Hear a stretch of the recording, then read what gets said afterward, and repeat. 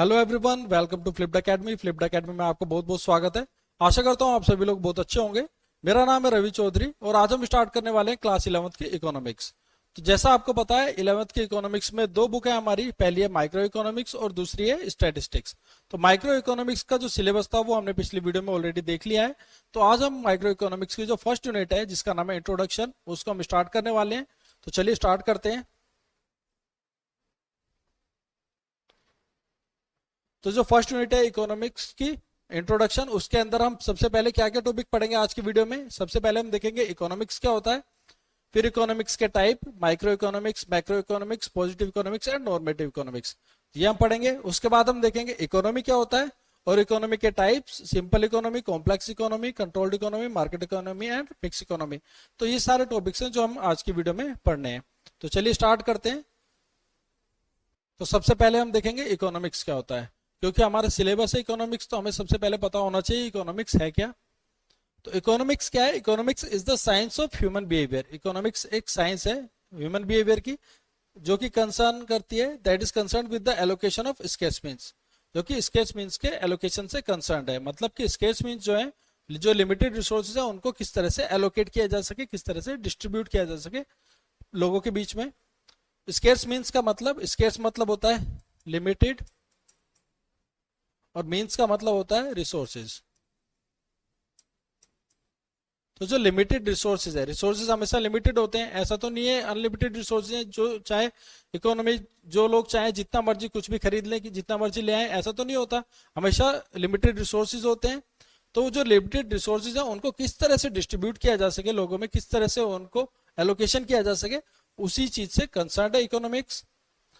जिसमें उनको इस तरह से करें, in such a manner that consumers can maximise their satisfaction, producers can maximise their profits and society can maximise their social welfare. तो consumer जो होते हैं उनका क्या पर्पस होता है? कोई भी चीज कंज्यूम कर रहा है, कोई कंज्यूमर है जो कि मार्केट से कोई चीज लेके आ रहा है, उसका क्या पर्पस है कि वो जितने पैसे दे रहा है उसके हिसाब से उसको सेटिस्फेक्शन मिलना चाहिए। उसकी जो वांट है, जिस लिए वो लेके आया है उस गुड्स को, उससे उसका सेटिस्फेक्शन पूरा मिलना चाहिए, उसकी वांट फुलफिल होनी चाहिए। प्रोड्यूसर जो होता है, प्रोड्यूसर कौन होता है? जो गुड्स को बनाता है। अब प्रोड्यूसर का क्या पर्पस होता है? वो गुड्स को बनाएगा, सेल करेगा आगे और ज्यादा से ज्यादा प्रॉफिट अर्न करेगा। तो जो प्रोड्यूसर होते हैं उनका पर्पस क्या है? मैक्सिमम प्रॉफिट अर्न करना। और जो सोसाइटी है, सोसाइटी का क्या पर्पस है? सोशल वेलफेयर करना, ज्यादा से ज्यादा सोसाइटी का भला हो, सोसाइटी का वेलफेयर हो। तो ये तीनों जब पर्पस होंगे वो फुलफिल हो रहे हैं, उस तरह से हम रिसोर्सेज को एलोकेट करें, तो उस प्रॉब्लम से ही डील करता है कौन? इकोनॉमिक्स। तो इकोनॉमिक्स क्या है? इकोनॉमिक स्टडी है जो कि ह्यूमन बिहेवियर की, जिसमें क्या करते हैं? Allocation of limited resources, limited resources को एलोकेट करते हैं, डिस्ट्रीब्यूट करते हैं इन सच ए मैनर, इस तरह से कि जो कंज्यूमर है उनको ज्यादा से ज्यादा सेटिस्फेक्शन मिल जाए, प्रोड्यूसर जो है उनको ज्यादा से ज्यादा प्रॉफिट अर्न कर सके, और जो सोसाइटी है उसको ज्यादा से ज्यादा सोशल वेलफेयर हो। तो ये होता है इकोनॉमिक्स का मतलब। आगे चलते हैं। तो अब हम बात करते हैं माइक्रो इकोनॉमिक्स और मैक्रो इकोनॉमिक्स की। तो इकोनॉमिक्स के दो पार्ट होते हैं, एक होता है माइक्रो इकोनॉमिक्स और एक होता है मैक्रो इकोनॉमिक्स। माइक्रो इकोनॉमिक्स जो है हमारा, ये हम पढ़ते हैं क्लास 11th में, और जो मैक्रो इकोनॉमिक्स है ये हम पढ़ेंगे क्लास 12th में। ठीक है जी। अब माइक्रो इकोनॉमिक्स हमारा दो वर्ड से मिलकर बना है, माइक्रो और इकोनॉमिक्स। इसी तरह से मैक्रो इकोनॉमिक्स भी दो वर्ड से मिला है, बना है, मैक्रो एंड इकोनॉमिक्स। माइक्रो का क्या मतलब है? माइक्रो एक ग्रीक वर्ड है जिसका मतलब होता है स्मॉल, और मैक्रो का मतलब क्या होता है? लार्ज। ठीक है। तो आप नाम से ही पता चल रहा है कि अगर हम स्मॉल लेवल पे इकोनॉमिक्स करते हैं, स्मॉल लेवल पे हम इकोनॉमिकल प्रॉब्लम्स की स्टडी करते हैं, तो वो क्या हो गया हमारा? Micro economics. और अगर हम लार्ज लेवल पे स्टडी कर रहे हैं तो मैक्रो इकोनॉमिक्स। तो अब स्मॉल लेवल का मतलब क्या हो गया? स्मॉल लेवल का मतलब हो गया इंडिविजुअल लेवल पे, और लार्ज लेवल का मतलब हो गया इकोनॉमी एज ए होल, पूरी इकोनॉमी के लेवल पे, मतलब एक पूरी कंट्री के लेवल पे अगर हम स्टडी करते हैं तो। ठीक है। तो मीनिंग का मतलब क्या हो गया? Micro economics study the economic relationship और economic problem at the level of individual. ठीक है। और मैक्रो इकोनॉमिक्स में हम क्या कर रहे हैं? स्टडी कर रहे हैं इकोनॉमिक रिलेशनशिप्स को और इकोनॉमिक प्रॉब्लम्स को, किस लेवल पे? At the level of economy as a whole, एक पूरी कंट्री के लेवल पे कर रहे हैं। सेंट्रल इश्यूज, अभी जो माइक्रो इकोनॉमी है उसमें क्या इश्यूज है? उसमें जो सेंट्रल इशू है वो है determination of output and price. मतलब कि प्राइस और आउटपुट का डिटर्मिनेशन करना, कि कितना प्राइस रखा जाए और कितना आउटपुट होना चाहिए। वो किस लेवल पे पढ़ेंगे हम? इंडिविजुअल लेवल पे या इंडस्ट्री लेवल पे? एक इंडिविजुअल फर्म हो या एक इंडिविजुअल इंडस्ट्री हो, उस लेवल पे हम पढ़ते हैं। जबकि अगर हम मैक्रो इकोनॉमिक्स की बात करें तो ये किस प्रॉब्लम से कंसर्न है कि determination of aggregate output and general price level in the economy as a whole. एक पूरी इकोनॉमी के, एक पूरी कंट्री के लेवल पे, एक पूरी कंट्री का जो एग्रीगेट आउटपुट है वो कितना होना चाहिए और जनरल प्राइस कितना होना चाहिए। ठीक है, एग्रीगेट आउटपुट का मतलब अगर हम सभी इंडिविजुअल फर्म्स का आउटपुट को मिला दें तो बनता है एग्रीगेट आउटपुट। और जनरल प्राइस मतलब एक पूरी कंट्री का प्रोडक्ट्स जो पूरी कंट्री में सेल हो रहे हैं उनका जो जनरल प्राइस है, उनका जो एक तरह से कह सकते हैं एवरेज प्राइस है, वो होता है हमारा जनरल प्राइस। तो अगर हम पूरी कंट्री के लेवल पे अगर स्टडी कर रहे हैं तो मैक्रो इकोनॉमिक्स, और अगर किसी एक इंडिविजुअल फर्म के लेवल पे स्टडी करते हैं तो माइक्रो इकोनॉमिक्स। अजम्पशंस क्या है? अजम्पशन मतलब हम कुछ स्टडी करते टाइम कुछ बातें मान के चलते हैं। अगर हम इंडिविजुअल फर्म के लेवल पे स्टडी कर रहे हैं, इकोनॉमिक्स पढ़ रहे हैं, तो उसमें क्या मान के चलेंगे हम? उसमें अज्यूम करके चलेंगे कि इकोनॉमी एज होल मतलब पूरी कंट्री की जो इकोनॉमी है वहां पे कोई आउटपुट जो है और जो वहां का प्राइस है उसमें कोई चेंज नहीं आ रहा है। ठीक है, तो हम अगर एक इंडिविजुअल फर्म के प्राइस को, वेरिएबल्स को, इसके वेरिएबल क्या इंडिविजुअल फर्म के आउटपुट एंड प्राइस एक इंडिविजुअल फर्म के, तो इनको अगर हमें डिटरमाइन करना है तो हम मान के चलेंगे कि एग्रीगेट आउटपुट और जनरल प्राइस जो है इसमें कोई चेंज नहीं हो रहा है। इसी तरह अगर हम मैक्रो इकोनॉमिक्स के वेरिएबल्स को स्टडी कर रहे हैं जो कि एग्रीगेट और आउटपुट और जनरल प्राइस है, उस टाइम पे हम मान के चलेंगे कि इंडिविजुअल फर्म जो है उनका आउटपुट और इंडिविजुअल प्राइस जो है उसमें कोई चेंज नहीं आ रहा है, ये कांस्टेंट है। तो अजम्पशन क्या है मैक्रो इकोनॉमिक्स की? Macro variables remain constant. तो मैक्रो वेरिएबल जो है ये दोनों, ये क्या है? कांस्टेंट है। जबकि अगर मैक्रो इकोनॉमिक्स की बात करें तो वहां पे माइक्रो वेरिएबल्स रिमेन कांस्टेंट। तो माइक्रो वेरिएबल्स क्या है? इंडिविजुअल फर्म का आउटपुट और प्राइस, ये हमारे कांस्टेंट है। आई होप आप समझ रहे होंगे क्या अजम्पशंस है। अब बात करते हैं सेंट्रल रोल की। तो माइक्रो इकोनॉमिक्स में जो मेन रोल होता है वो किसका होता है? मार्केट फोर्सेस का। मार्केट फोर्सेस मतलब डिमांड एंड सप्लाई। तो डिमांड एंड सप्लाई का जो है वो मेन रोल होता है। डिमांड ज्यादा होगी तो क्या होगा? इंडिविजुअल फर्म क्या करेगी? प्राइस ज्यादा कर देगी। डिमांड कम होगी तो प्राइस कम हो जाएगा। इसी तरह से सप्लाई ज्यादा हो जाएगी, सप्लाई मतलब प्रोडक्शन ज्यादा होगा मार्केट में। कोई भी गुड ज्यादा होगी तो क्या होगा? उसके प्राइस कम हो जाते हैं। अब कोई गुड कम होगी, किसी चीज की शॉर्टेज होगी, सप्लाई कम होगी तो क्या होगा? प्राइस ज्यादा हो जाएगा। तो इस तरह से जो मार्केट फोर्सेस होती हैं वो किसी एक इंडिविजुअल फर्म के या इंडिविजुअल इंडस्ट्री के प्राइस और आउटपुट को डिटरमाइन करती है।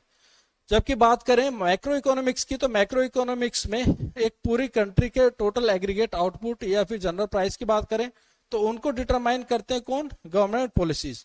तो यहाँ पे जो मेन रोल आ जाता है वो गवर्नमेंट पॉलिसीज का। गवर्नमेंट जैसी पॉलिसी बनाएगी उसी के अकॉर्डिंग आउटपुट होता है, उसी के अकॉर्डिंग प्राइस डिटरमाइन होता है। ठीक है जी। तो मैक्रो इकोनॉमिक्स में जो मेन रोल है वो गवर्नमेंट पॉलिसीज का है, और माइक्रो इकोनॉमिक्स में जो मेन रोल है वो किसका है? मार्केट फोर्सेज का है। अब माइक्रो इकोनॉमिक्स का एक और नाम है ये थ्योरी ऑफ प्राइस। तो माइक्रो इकोनॉमिक्स को थ्योरी ऑफ प्राइस भी बोलते हैं और मैक्रो इकोनॉमिक्स को theory of income and employment भी बोलते हैं। तो ये थे मैक्रो इकोनॉमिक्स और माइक्रो इकोनॉमिक्स। आई होप आप बहुत अच्छे से समझ भी गए होंगे।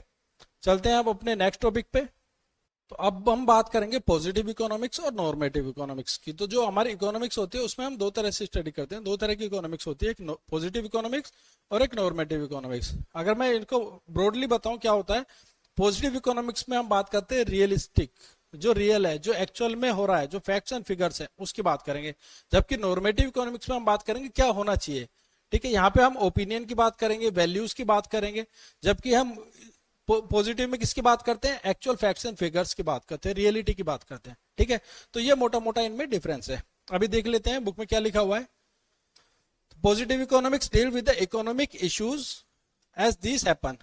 जैसे कि ये हैपन हो रहे हैं, जैसे कि इवेंट्स अकर हो रहे हैं, उसी तरह से हम उनको स्टडी कर रहे हैं। रिलेटेड टू पास्ट, पास्ट से रिलेटेड है, प्रेजेंट से, फ्यूचर से। ठीक है। नॉर्मेटिव में बात करें तो normative economic deals with the opinion of the economist. यहाँ पे इकोनॉमिस्ट के ओपिनियन की बात करते हैं। Related to economic issues and economic problems, कि इकोनॉमिक इश्यूज या इकोनॉमिक प्रॉब्लम्स जो है उनके बारे में इकोनॉमिस्ट का क्या ओपिनियन है, तो यहाँ पे उनकी बात करें। जबकि यहाँ पे जैसा है, जो जैसे हैपन हुआ है इश्यूज, वहां पे इसकी बात करेंगे, तो ये उससे डील करता है। अब बात करें डिस्क्रिप्शन की, तो जो पॉजिटिव इकोनॉमिक में जो स्टेटमेंट्स होती हैं वो क्या कहते हैं? रिलेट करती हैं what was, what is and what would be. मतलब इकोनॉमिक जो इश्यूज थे वो क्या थे, क्या है, या आगे क्या होंगे। ठीक है, होंगे मतलब ये नहीं कि होने चाहिए, होंगे। ठीक है, तो ये बात हो रही है किसमें? पॉजिटिव इकोनॉमिक्स में, मतलब रियलिटी की बात हो रही है। जबकि नॉर्मेटिव इकोनॉमिक्स में statement of normative economics related to what ought to be, कि क्या होना चाहिए। ठीक है, तो ये हम बात करते हैं नॉर्मेटिव इकोनॉमिक्स, क्या होना चाहिए, ओपिनियन दे रहे हैं एक। ठीक है, तो पॉजिटिव इकोनॉमिक्स और नॉर्मेटिव इकोनॉमिक्स जो है इनमें ये डिफरेंस है, आप समझ रहे होंगे। तो स्टेटमेंट की जो बात करें, स्टेटमेंट होती है, जैसे कि एक स्टेटमेंट है, स्टेटमेंट मैं अगर कहता हूं कि इंडिया की पॉपुलेशन 150 करोड़ है। ठीक है, तो ये क्या है, एक मैं फैक्ट बता रहा हूं, अब ये सही है गलत है इस पर डिपेंड नहीं करता, सही हो गलत हो दोनों तरह से मैं क्या बता रहा हूं, एक फैक्ट बता रहा हूं, तो ये क्या हो गया, पॉजिटिव इकोनॉमिक्स। ठीक है, अगर मैं कहता हूं इंडिया की पॉपुलेशन 150 करोड़ नहीं होनी चाहिए, इंडिया की पॉपुलेशन 100 करोड़ होनी चाहिए या 150 करोड़ से कम होनी चाहिए, ऐसा कुछ मैं अगर स्टेटमेंट बोलता हूं तो ये स्टेटमेंट क्या होगी, नॉर्मेटिव इकोनॉमिक्स, क्योंकि यहां पे मैं क्या दे रहा हूं, अपना एक ओपिनियन दे रहा हूं। ठीक है, अब बात करते हैं पॉसिबिलिटी ऑफ वेरिफिकेशन की, कि वेरीफाई इन स्टेटमेंट्स को वेरीफाई कर सकते हैं कि नहीं कर सकते हैं। अभी देखो जो पॉजिटिव इकोनॉमिक्स है उसमें जो मैंने स्टेटमेंट बोली थी कि जो इंडिया की पॉपुलेशन है वो कितनी है, 150 करोड़, अब क्या इसको वेरीफाई कर सकते हैं, हाँ बिल्कुल कर सकते हैं, सेंसस के जरिए कर सकते हैं। सेंसस क्या होता है, पूरी जनगणना होती है, पूरी कंट्री के लोगों की काउंटिंग हो जाएगी, उस बेसिस पे हम कह सकते हैं कि हाँ इतनी पॉपुलेशन है या नहीं है। तो जो पॉजिटिव इकोनॉमिक्स है वहां पे फैक्ट्स एंड फिगर्स को वेरीफाई किया जा सकता है कि वो ट्रूथ है कि नहीं है। ठीक है, यहाँ पे स्टेटमेंट्स को वेरीफाई कर सकते हैं। जबकि बात करें नॉर्मेटिव इकोनॉमिक्स की, यहाँ पे नॉट वेरीफाइबल, वेरीफाइबल है ही नहीं, ओपिनियन दे रहे हैं ना, ओपिनियन को कैसे वेरीफाई करोगे, अगर मैं कहता हूँ इतनी होनी चाहिए, ठीक है, तो इसको कैसे वेरीफाई करोगे। तो ये नॉर्मेटिव इकोनॉमिक्स की जो स्टेटमेंट है वो वेरीफाइबल नहीं होती, जबकि पॉजिटिव में फैक्ट्स एंड फिगर्स हैं उनको हम इजिली वेरीफाई कर सकते हैं। वैल्यू जजमेंट, वैल्यू जजमेंट मतलब कि वैल्यू क्या है, क्या होना चाहिए। ठीक है, यहाँ पे वैल्यू जजमेंट की बात हो रही है, तो पॉजिटिव इकोनॉमिक्स में वैल्यू जजमेंट से कोई फर्क नहीं पड़ता है, उससे कोई लेना देना नहीं है, इसका जो है सो है, अब वो सही है या गलत है उससे मतलब नहीं है। जबकि नॉर्मेटिव इकोनॉमिक्स में इन्वॉल्व्स वैल्यू जजमेंट, तो नॉर्मेटिव इकोनॉमिक्स किसकी बात करती है, वैल्यू जजमेंट की, क्या सही है क्या गलत है, क्या होना चाहिए क्या नहीं होना चाहिए। बात करें क्लासिफिकेशन की, तो true and false, statement of positive economics are not necessarily the statement of truth, कि मतलब जरूरी नहीं है, नेसेसरी नहीं है कि वो ट्रूथ हो, वो सच हो, अगर वो फॉल्स होंगी तो भी दे मे बी ट्रू और फॉल्स, वो ट्रू भी हो सकते हैं फॉल्स भी हो सकती है, पर दोनों ही क्या होंगे, पॉजिटिव इकोनॉमिक्स होगी।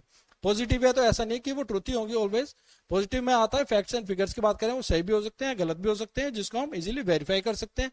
जबकि नॉर्मेटिव में क्या होगा, normative statements can not be termed as true या फॉल्स, इसको टर्म नहीं कर सकते, इसको ये नहीं बोल सकते कि ये ट्रू है या फॉल्स है। ओपिनियन है तो ओपिनियन क्या होता है, ओपिनियन इसमें इन्वॉल्व होते हैं जिसमें ट्रू या फॉल्स की बात ही नहीं आती है। अब एग्जाम्पल की बात करें, एग्जाम्पल दिया हुआ है यहाँ पे, higher interest rates induce people to save more, और नॉर्मेटिव में सेविंग इज ऑलवेज वर्च्यू। ठीक है, तो अब एग्जांपल दिया हुआ है यहाँ पे कि ज्यादा इंटरेस्ट रेट होगा, अगर इंटरेस्ट रेट गवर्नमेंट बढ़ा देती है या बैंक्स इंटरेस्ट रेट बढ़ा देते हैं तो लोग क्या करेंगे, लोग ज्यादा से ज्यादा सेव करेंगे, ज्यादा से ज्यादा इन्वेस्ट करेंगे एफडी में डालेंगे जहां से उनको ज्यादा इंटरेस्ट मिलेगा, क्योंकि इंटरेस्ट रेट ज्यादा है ना। अगर मान लिया इंटरेस्ट रेट 20% मिल रहा है और कोई पर्सन बिजनेस में पैसा लगा रहा है, वहां से 10% अर्न कर रहा है, तो वो क्या करेगा, वो बिजनेस में ना लगा के वो इन्वेस्ट कर देगा जहां से उसको इंटरेस्ट ही ज्यादा मिल जा रहा है। ठीक है, तो एक एग्जाम्पल मैंने दिया है इससे रिलेटेड कि ज्यादा इंटरेस्ट रेट होगा तो लोग ज्यादा सेव करेंगे। अब यहाँ पे दूसरी स्टेटमेंट है, saving is always a virtue, saving is a virtue, saving क्या है, सेविंग वर्च्यू है, वर्च्यू मतलब कि अच्छी हैबिट है, गुड हैबिट है, सेविंग करनी चाहिए। तो यहाँ पे एक ओपिनियन दे रहे हैं, अब यहाँ पे कर रहे हैं लोग नहीं कर रहे हैं, इंटरेस्ट रेट बढ़े हैं कम हुए हैं, उससे कोई लेना देना नहीं है। ठीक है, आप समझ गए, नॉर्मेटिव इकोनॉमिक्स मतलब यहाँ पे वैल्यू जजमेंट की बात हो रही है, ओपिनियन की बात हो रही है, और पॉजिटिव इकोनॉमिक्स मतलब फैक्ट्स एंड फिगर्स की बात हो रही है और रियलिटी की बात हो रही है। आई होप आप नॉर्मेटिव एंड पॉजिटिव इकोनॉमिक्स को बहुत अच्छे से समझ गए होंगे। तो चलते हैं अपने नेक्स्ट टॉपिक पे।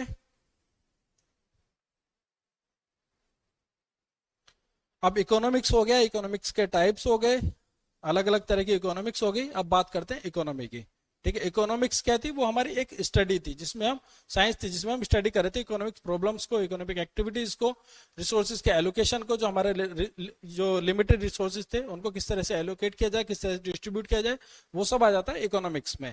अब बात करते हैं इकोनॉमी की। इकोनॉमी क्या होती है, economy is a system, economy क्या है, एक सिस्टम है which provide people the means to work and earn a living.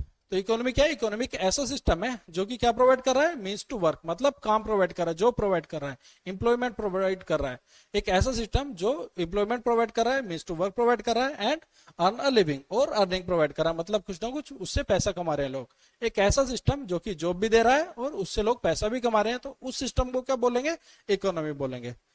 तो इकोनॉमी की एक सिंपल सी इजी डेफिनेशन है, इससे ही क्लियर हो जाता है ये अपने आप में एक कंप्लीट डेफिनेशन है इकोनॉमी की, ठीक है।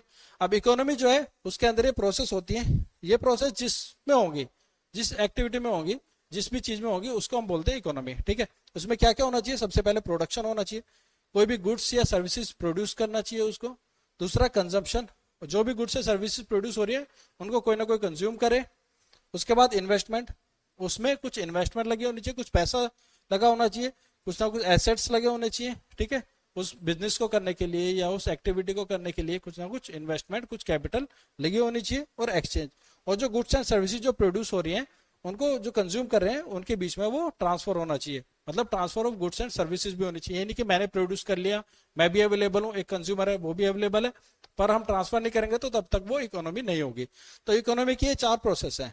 अब इसमें अगर हम एग्जाम्पल की बात करें तो जैसे कि स्कूल होता है, स्कूल क्या है, वो भी एक तरह की इकोनॉमी है। वहां पे लोग काम कर रहे हैं, जो प्रोवाइड कर रहा है, ठीक है, जो प्रोवाइड कर रहा है वहां पे जो वर्क कर रहे हैं, जो जॉब कर रहे हैं, वो कुछ वहां से पैसा भी कमा रहे हैं, ठीक है। तो इकोनॉमी क्या कर रही है, प्रोवाइड कर रही है लोगों को मीन्स टू वर्क, जॉब दे रही है, अर्न अ लिविंग, और वहां से अर्निंग भी कर रहे हैं। अब उसमें ये क्या है, सारी चीजें हैं, अब चेक कर लेते हैं। जो स्कूल है वो प्रोडक्शन कर रहा है, क्या प्रोड्यूस कर रहा है, गुड्स या सर्विसेज। गुड्स क्या होता है, गुड्स तो टेंजिबल चीजें हैं जिनको हम टच कर सकते हैं, फील कर सकते हैं। अब गुड्स क्या स्कूल क्या देता है, स्कूल टीचिंग सर्विसेज देता है, तो यहाँ पे क्या आ गए, गुड्स स्कूल सर्विसेज प्रोड्यूस कर रहा है। नेक्स्ट कंजम्पशन, तो use of goods and services. अब उन सर्विसेज को कौन यूज कर रहा है, स्टूडेंट्स, स्टूडेंट्स आते हैं, लर्निंग लेते हैं, टीचिंग लेते हैं, ठीक है, तो यहाँ पे कंजम्पशन भी हो रहा है। नेक्स्ट इन्वेस्टमेंट, एसेट्स हैं, एसेट्स मतलब कुछ फिजिकल गुड्स हैं, वहां पे चेयर है, लैंड है, क्लासरूम्स हैं, ये सब चीजें हैं, तो इन्वेस्टमेंट भी करी हुई है। नेक्स्ट एक्सचेंज, वहां पे ट्रांसफर ऑफ ओनरशिप भी हो रहा है, जो सर्विस है वो टीचर से स्टूडेंट्स तक पहुंच रही है, ट्रांसफर हो रहा है, तो ये सारी प्रोसेस हैं, तो वो भी क्या हो गया, एक इकोनॉमी हो गया, ठीक है। इस तरह से हम किसी अलग अलग एग्जाम्पल हैं उनको हम चेक कर सकते हैं अपने खुद से भी। तो ये इकोनॉमी आई होप आप समझ गए होंगे क्या होता है। नेक्स्ट आ जाता है सिंपल एंड कॉम्प्लेक्स इकोनॉमी। अब इकोनॉमी के 2 टाइप होते हैं, एक सिंपल इकोनॉमी होती है, एक कॉम्प्लेक्स इकोनॉमी होती है। और एक किस बेसिस पे, ये degree of mutual interdependence and exchange. अभी जितने भी लोग, जो भी सोसाइटी के अंदर जो भी एक इकोनॉमी के लोग होते हैं, जो भी इकोनॉमी के पार्ट होते हैं, ऐसा तो नहीं है हर कोई अपनी गुड्स, अपनी सारी जरूरत की चीजें खुद से प्रोड्यूस कर लेता है। सभी लोग एक दूसरे पे डिपेंड होते हैं। कोई चीज मैं प्रोड्यूस कर रहा हूँ, कोई गुड्स या सर्विसेज, दूसरा बंदा कोई और गुड्स या सर्विसेज प्रोड्यूस कर रहा है, सब लोग कुछ ना कुछ कर रहे हैं, ठीक है। तो अब सभी को गुड्स या सर्विसेज के लिए किसी दूसरे से हेल्प लेनी पड़ती है, किसी दूसरे की सपोर्ट चाहिए होती है, किसी दूसरे पे डिपेंड होना पड़ता है। तो इसी को कहते हैं म्यूचुअल इंटरडिपेंडेंस, ठीक है। दूसरा एक्सचेंज की, अब वो गुड्स या सर्विसेज एक दूसरे को एक्सचेंज भी करते हैं। मैं भी, मुझे भी कोई गुड्स या सर्विसेज चाहिए, मैं भी दूसरे के पास जाऊंगा, मार्केट में जाऊंगा, रिटेल शॉप पे जाऊंगा, ठीक है। तो ये म्यूचुअल इंटरडिपेंडेंस और एक्सचेंज जो होता है गुड्स एंड सर्विसेज का, ये जितना ज्यादा होगा या कितना कम होगा, उस बेसिस पे 2 तरह की इकोनॉमी बनाई हुई है, ठीक है। अगर जो डिग्री होगी, डिग्री मतलब मैग्नीट्यूड, अगर हमारा इंटरडिपेंडेंस और एक्सचेंज बहुत ज्यादा होता है तो क्या होगा, कॉम्प्लेक्स इकोनॉमी है। अगर म्यूचुअल इंटरडिपेंडेंसी और जो ट्रांसफर है, एक्सचेंज है, वो कम होगा तो क्या होगा, सिंपल इकोनॉमी होगी। तो ब्रॉडली तो इसका ये मीनिंग है। अब देख लेते हैं level of income. Simple economy में लोगों की जो इनकम होती है वो कैसी होती है, कम होती है, लो होती है। कॉम्प्लेक्स इकोनॉमी में income of level of people is high. Multiplicity of wants, multiplicity मतलब लोगों की वांट्स कितनी होगी, लोगों की वांट मल्टीपल तो होगी बट इनॉर्मस, बहुत ज्यादा नहीं होती। सिंपल इकोनॉमी में बहुत ज्यादा लोगों की वांट्स नहीं है, जबकि कॉम्प्लेक्स इकोनॉमी में जो वांट्स हैं वो बहुत इनॉर्मस होती है, बहुत ज्यादा होती हैं। अब एक्सटेंट ऑफ इंटरडिपेंडेंस, इंटरडिपेंडेंस कितना होगा, सिंपल इकोनॉमी में म्यूचुअल इंटरडिपेंडेंस कम होगा, लोग एक दूसरे पे कम डिपेंड होंगे। कॉम्प्लेक्स में वेरी हाई होगा, एक दूसरे पे लोग ज्यादा डिपेंड होंगे। डिग्री ऑफ एक्सचेंज, एक्सचेंज कितना होगा, एक्सचेंज यहाँ पे सिंपल इकोनॉमी में मॉडरेट है और कॉम्प्लेक्स इकोनॉमी में वेरी हाई है, ठीक है। इस तरह से हमारी सिंपल इकोनॉमी और कॉम्प्लेक्स इकोनॉमी में ये डिफरेंस आ जाता है। आगे चलते हैं। तो पहले हमने जो पढ़ा था इकोनॉमी का क्लासिफिकेशन देखा था किस बेसिस पे, degree of interdependence, mutual interdependence and exchange. अब यहाँ पे हम अगेन क्लासिफिकेशन देखेंगे, पर यहाँ पे किस बेसिस पे देखेंगे, डिग्री ऑफ कंट्रोल, कि किस तरह की इकोनॉमी में किसका कंट्रोल ज्यादा होता है, ठीक है। जहां पे ब्रॉडली बता देता हूं मैं मोटा मोटा, जहां पे गवर्नमेंट का कंट्रोल ज्यादा है वहां पे कंट्रोल्ड इकोनॉमी होती है, जहां पे पब्लिक का, जो प्राइवेट कंपनीज होती है उनका कंट्रोल ज्यादा होता है, मार्केट का कंट्रोल ज्यादा है, वो मार्केट इकोनॉमी होगी। और जहां पे दोनों का मिक्स होता है, कुछ रिसोर्सेज पे गवर्नमेंट का कंट्रोल है, कुछ पे प्राइवेट कंपनीज का कंट्रोल है, वो मिक्स इकोनॉमी होगी। इस तरह से 3 तरह की इकोनॉमी होती है on the basis of degree of control. तो इनको डिटेल में देख लेते हैं। तो सबसे पहले बात करते हैं कंट्रोल्ड इकोनॉमी की। तो कंट्रोल्ड इकोनॉमी को और क्या कहते हैं हम, सेंट्रली प्लान्ड इकोनॉमी भी कहते हैं, क्योंकि एक सेंट्रली प्लान की जा रही है, एक गवर्नमेंट होगी जो कि सेंटर में बैठ के, जो कि एक जगह बैठ के पूरी एक कंट्री की इकोनॉमी को प्लान करेंगे। तो कंट्रोल्ड इकोनॉमी का दूसरा नाम क्या होगा, सेंट्रली प्लान्ड इकोनॉमी। इसके बाद economic activities are controlled by government. Economic activities को कौन कंट्रोल करेगा, यहाँ पे गवर्नमेंट कंट्रोल करेगी। इकोनॉमिक एक्टिविटीज क्या क्या होती है, production, consumption, investment and exchange. तो प्रोडक्शन, कंजम्पशन, इन्वेस्टमेंट, एक्सचेंज, इन सभी इकोनॉमिक एक्टिविटीज पे कंट्रोल किसका होगा, गवर्नमेंट का कंट्रोल होगा। किसमें, जो हमारी सेंट्रली प्लान्ड इकोनॉमी होगी या कंट्रोल्ड इकोनॉमी होगी उसमें। इकोनॉमिक डिसीजंस, यहाँ पे डिसीजन की बात करें, डिसीजन कौन लेगा, decisions are driven by the motive of social welfare. Decision कौन लेगा, गवर्नमेंट लेगी, और किस मोटिव से लेगी, किस पर्पज से लेगी, सोशल वेलफेयर। गवर्नमेंट ऐसे डिसीजन लेगी, इकोनॉमिक डिसीजंस ऐसे होंगे उसके जिससे कि ज्यादा से ज्यादा सोशल वेलफेयर हो सके।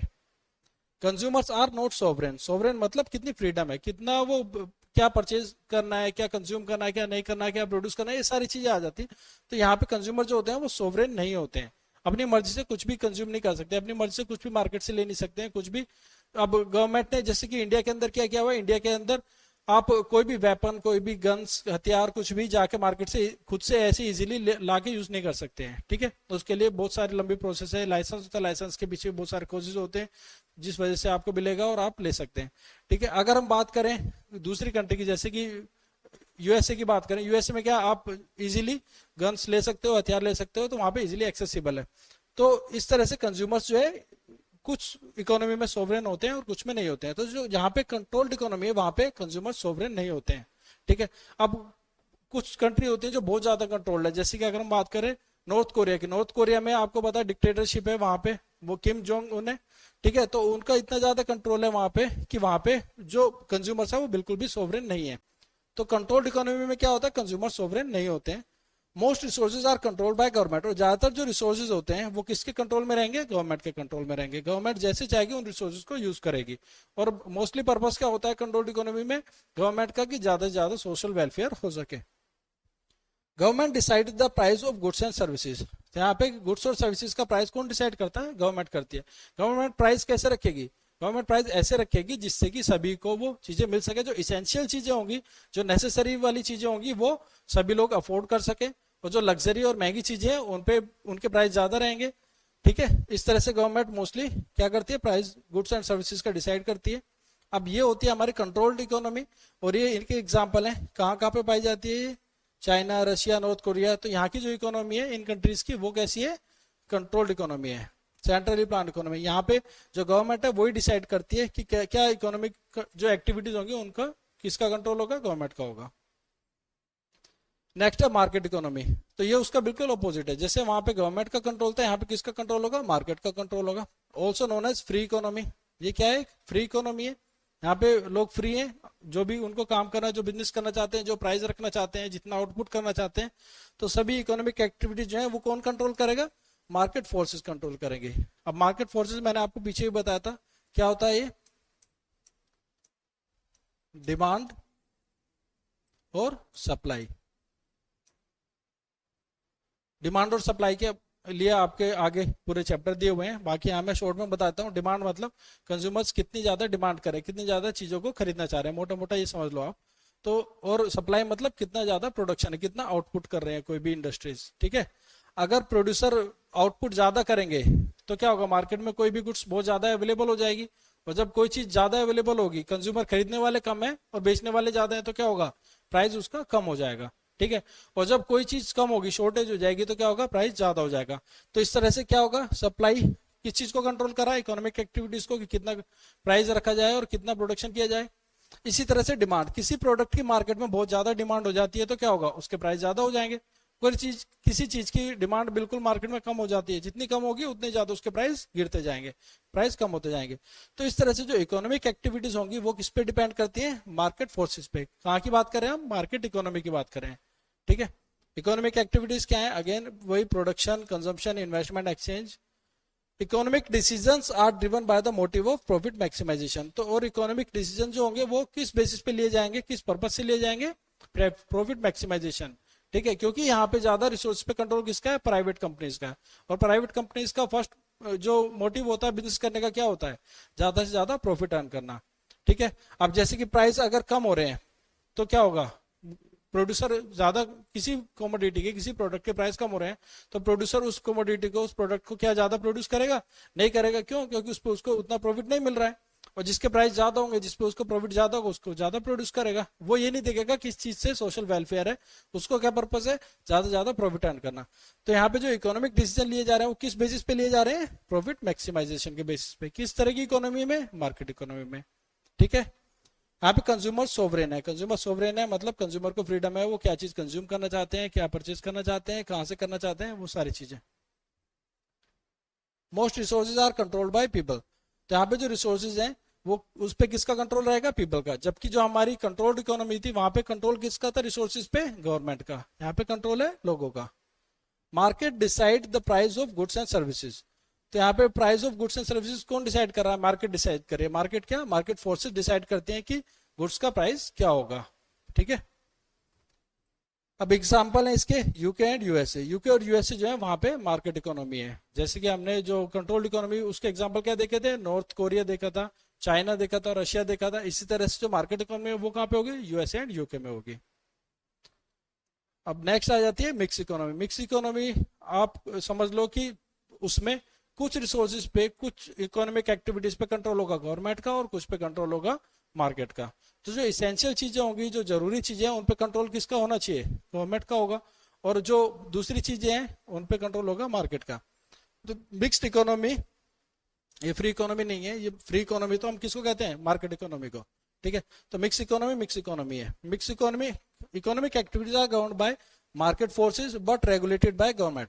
तो मिक्स इकोनॉमी में जो इकोनॉमिक एक्टिविटीज हैं उनको कौन गवर्न कर रहा है, मार्केट गवर्न कर रही है। मार्केट फोर्सेस के वो कंट्रोल हो रही है, पर उस पर रेगुलेशन किसका है, गवर्नमेंट का। गवर्नमेंट भी देख रही है कि कहीं ऐसा ना हो कि किसी चीज के प्राइस बहुत ज्यादा बढ़ जाए या कोई ऐसी अनऑथराइज कोई इलीगल चीजें बनाने लग जाए।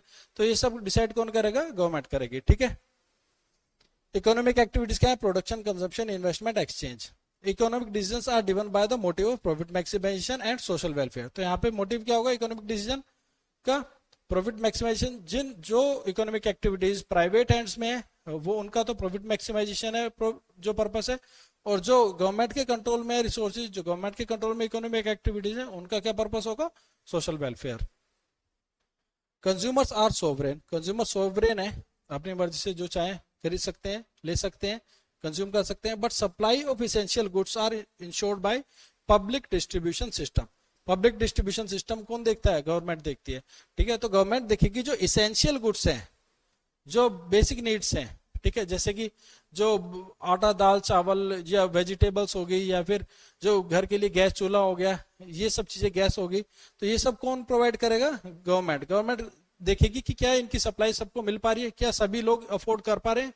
ठीक है, तो इस अगर ऐसा नहीं है तो उस पर रेगुलेशंस लगेंगी या सब्सिडी देगी गवर्नमेंट, कुछ ना कुछ करेगी, डिसीजन लेगी, जिससे कि वो सभी लोग अवेलेबल कर पाए, सभी लोगों के लिए अवेलेबल हो पाए। ठीक है, तो कंज्यूमर सोवरेन है but supply of essential goods are insured by public distribution system. Resources are controlled by both people and government. तो जैसे मैंने बताया था कि कुछ रिसोर्सेज किसके कंट्रोल में होंगे, गवर्नमेंट के, और कुछ पब्लिक के कंट्रोल में होंगे। Prices are determined by market but regulated by government. Price कौन डिटरमाइन कर रहा है, मार्केट डिटरमाइन कर रही है, पर रेगुलेट कौन कर रहा है, गवर्नमेंट। अभी जैसे कि आप देखें, अगर फार्मर प्रोड्यूस का देखें, जो क्रॉप्स होती हैं, कुछ क्रॉप्स का प्रोडक्शन जब बहुत ज्यादा हो जाता है तो उसके प्राइस अगर पे क्या करते हैं, गवर्नमेंट एक लिमिट लगा देती है कि इससे कम प्राइस में नहीं बिकेंगे ये। अगर उससे कम प्राइस में मार्केट में बिकते हैं तो गवर्नमेंट उनको एक प्राइस में ले लेती है। ठीक है, तो उसमें एक सीलिंग फ्लोर प्राइस लगाया हुआ है कि इस प्राइस से कम पे नहीं सेल करेंगे। ठीक है, जिससे कि क्या है, सोशल वेलफेयर पर्पस है, जिससे कि जो किसान है, जो प्रोड्यूस कर रहे हैं, फार्मर्स हैं, ठीक है, उनको लॉस ना हो। तो इस तरह से गवर्नमेंट रेगुलेट करती है प्राइस को, और पर उनको डिटरमाइन कौन कर रहा है, मार्केट भी डिटरमाइन कर रही है। इसी तरह से कुछ प्रोडक्ट्स हैं, अगर वो उनकी शॉर्टेज हो जाती है या फिर वो बहुत ज्यादा महंगे हो जाते हैं तो क्या करेगी, गवर्नमेंट उन पर सब्सिडी देगी। गवर्नमेंट उन पर सब्सिडी देगी जिससे कि सब लोग अफोर्ड कर पाए। या फिर अगर कम है, जरूरत पड़ी तो बाहर से इंपोर्ट करेगी, दूसरी कंट्रीज से कुछ भी करेगी। तो गवर्नमेंट क्या करती है, गवर्नमेंट इनको गवर्नमेंट इस पर्पज से डिसीजन लेती है कि सोशल वेलफेयर हो सके, ठीक है। India is an example of mixed economy. तो मिक्स इकोनॉमी का एग्जांपल क्या है? इंडिया। तो इंडिया के अंदर मिक्स इकोनॉमी है। इंडिया के अंदर ना तो सभी रिसोर्सेज पे कंट्रोल प्राइवेट कंपनीज का है, ना सभी रिसोर्स पे कंट्रोल पूरी तरह गवर्नमेंट का है, ठीक। तो इस तरह से हमारी इकोनॉमी के 3 तरह की इकोनॉमी थी, हमने पढ़ लिया। तो आज की क्लास में इतना ही। आई होप आप समझ गए होंगे। आपको अगर लेक्चर अच्छा लगा तो इसको लाइक करें। हमारे इससे पहले की वीडियो भी हमने सिलेबस की बनाई है, वो भी आप देख लें। आपको सिलेबस समझना है, उसमें हमने कुछ स्ट्रेटेजीज डिस्कस की हैं, कुछ बुक्स बताई हैं। इसके अलावा बिजनेस स्टडीज की भी क्लासेस चल रही हैं साथ के साथ, आप चाहें तो वो भी देख सकते हैं। तो आज की वीडियो में इतना ही। बहुत बहुत धन्यवाद।